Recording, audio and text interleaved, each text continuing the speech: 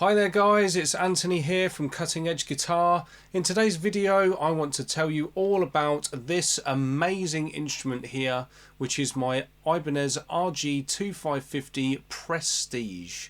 So I've just recently done a video all about my original 1990 RG 550, which is blue bodied, maple neck. I've just had it stainless steel refret, all that kind of thing. So I thought I'd just tell you about my more up-to-date modern version of that guitar. So what you might think of as this, with it's the very name 2550, it kind of tells you that this is the second generation of that same guitar. Obviously, you know, 2550. So they stopped making the original 550. I can't remember when. They started making it in like 1987, something like that. I think they stopped making it in the early sort of 90s, and then they started bringing them back later on. The actual 550. Then there's been a few variants of it. You had the 1550, the 2550, which is this version. Nowadays you've got the Genesis, which is exactly the same, or almost exactly the same as the original versions, which they now sell. But anyway, this particular guitar, not only is it a prestige level model, so this is a really high end. I think at the time that I bought this was probably about the highest you could get from Ibanez. I don't think they were doing the J Customs at that time. But of course, I haven't left it completely stock. I've modified it, so I wanted to talk you through some of those. Again, this guitar has had exactly the same stainless steel refret job that I've had done on the blue 550. So it's the same skinny, not so tall fret wire. But like I said on the previous video, really good peak, and obviously my luthier's incredible. He's a really cool guy, very clever, knows his stuff inside and out. So the fret job he's done on this is absolutely superb. Something that's well, again, like the fact that he's had them glued in and all that sort of stuff, he's made the neck super rigid, and he's set the neck so it's absolutely perfect for me. But something that makes this guitar actually different to that blue 550 that I've got is, of course, this has got a completely different wood on the fretboard. The 550 is a one-piece maple neck. Obviously it's got a maple fretboard as well. It's not just all completely one piece. It's like a one-piece neck, and then you've got the fretboard glued on top. Well, with this you've got a rosewood fingerboard, so you've got the maple and then the rosewood meeting together like this. Then if I turn it over, you will see that this is a laminate neck. So in between the maple, there's strips of walnut here to really tighten up and tidy up the neck to stop it moving as much. It still moves, you know, like there's nothing that you can do about it. It's wood at the end of the day, so it's still going to have a bit of tolerance in there, but this is super tight. So with this fret job, the stainless steel, the way it's been glued in and all that stuff, this neck feels absolutely incredible. Now, so that's what, like, the first major mod. Again, like I've done with the 550, I've changed the controls on this. Originally they were like some knurled dome things. To be fair, I found that a little bit on the boring side, so I wanted to just change it and make it look, I don't know, a bit more sort of 80s hard rock, a bit stupid really. That's why I went for the blue controls. I just kind of liked it, thought it was pretty cool. You can see it on the video of this actually. I really like the colour scheme of this. So it's a black guitar, but this is what they call Galaxy Black. So it's got like the, with the metallic paint in there, you've got like the shiny silver bits to make it look like the Galaxy, I suppose. But I always thought this was really cool. The story behind this guitar was that this was the first guitar I really lusted over. Like when I was at school, I suppose I shouldn't tell my younger students this, what I spent my time doing, but when I was doing my IT classes, instead of actually doing any work, I just used to go on Ibanez's website and look at this because I just wanted it so bad.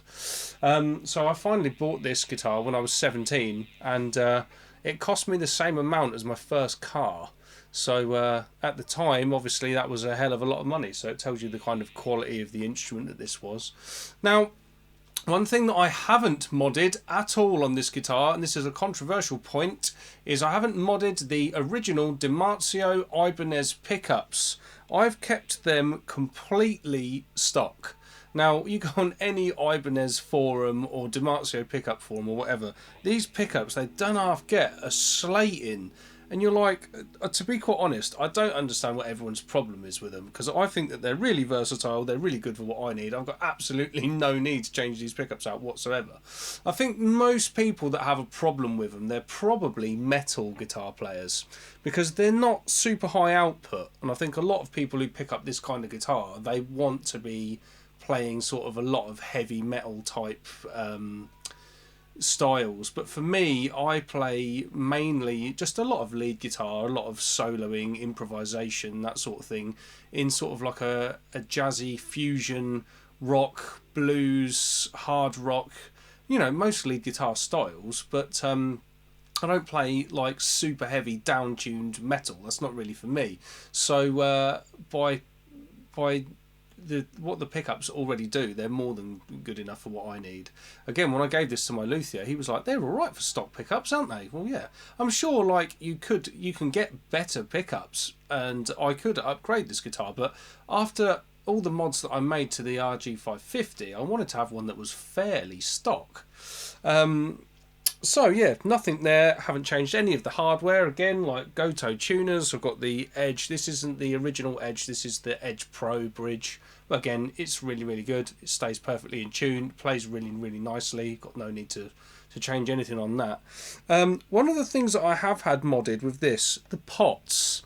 I started doing a lot of gigs where I was playing stuff like theatre type shows, and I was doing sort of like some jazzy, fusiony covers here, there and everywhere. So I found that I was knackering my pots out all the time. Because when you play theatre type stuff, you're always having to like change your volume settings. This was before I was using a volume pedal on my floorboard. So I was knackering the pots out all the time. Obviously for the jazzy stuff, you're rolling back the tone and them sorts of things. But so what I did, I had these changed for speed pots. Alpha, I think, is the company that makes these. I mean, with pots, there's only a couple of different people that you're going to get them from. CTS, Alpha. I've got some Seymour Duncan, Yngwie Malmsteen pots in another one of my other guitars. But with these, they've just got a really, really nice travel. They move really nicely, and they're just really low friction. So there's basically not that much chance that they're going to wear out. So that's a cool upgrade. And other than that, I've left it stock really. So just swapping out the pots. Obviously I've had to have a new switch over the years because they get busted. And this guitar is from 2006. So and I play a lot. I play all day, every day. So pots, new jack socket as and when that's got knackered, and the frets. Stainless steel refret job, and there we go. So one of the other things that I really like about this guitar, which is different to the RG550, well there you go, you can see there's a bit of the old play wear there, all the damage on the back of it. See what I've done. It's not been absolutely brutalised, but you know, I've damaged it over the years when playing it. But this has got the all access neck joint. The original 550's got like this, the square block heel joint. This has got the all access, which is nice. I don't know if it sustains as well as the original block ones, but it's just for upper fret access. It's amazing.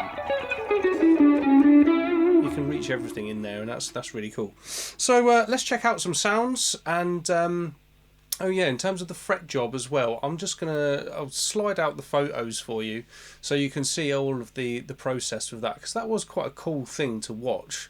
In progress, and you know, it's very interesting actually when you're seeing someone sending you photos across of them ripping your guitar to shreds, you know, like just pulling all the frets out and all the rest of it.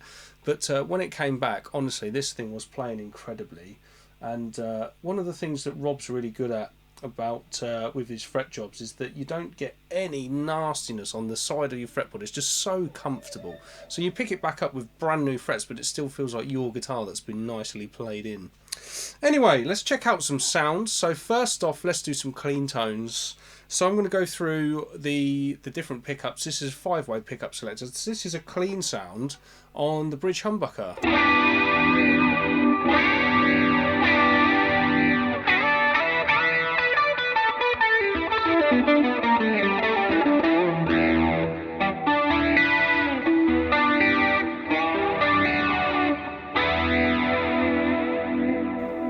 And let's go to split coils. So what I'm now doing is splitting between this coil and this coil.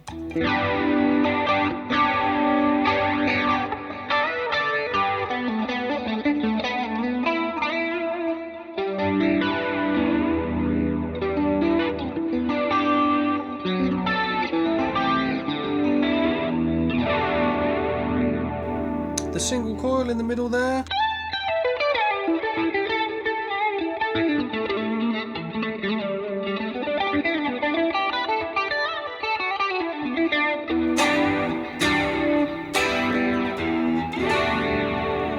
Split between the humbucker and the single coil.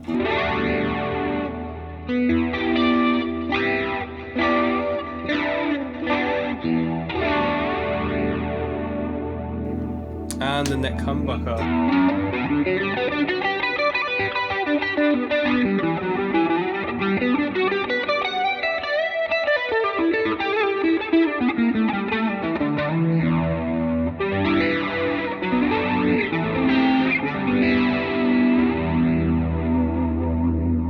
I think you'll agree that it gives a pretty good spread of different sounds there, considering this is supposed to be a one-dimensional rock guitar. I think it does a lot of different sounds.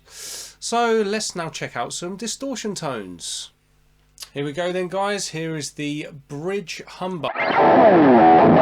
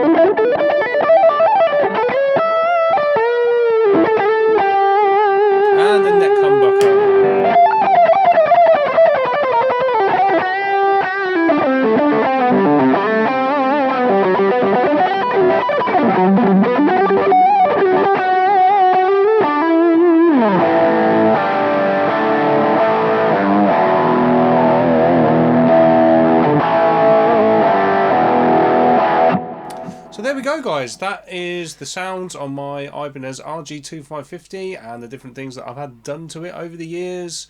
I hope you've enjoyed the video. Subscribe to the channel to see more of this kind of thing and get some lessons and all the rest of it. And I'll see you in the next one.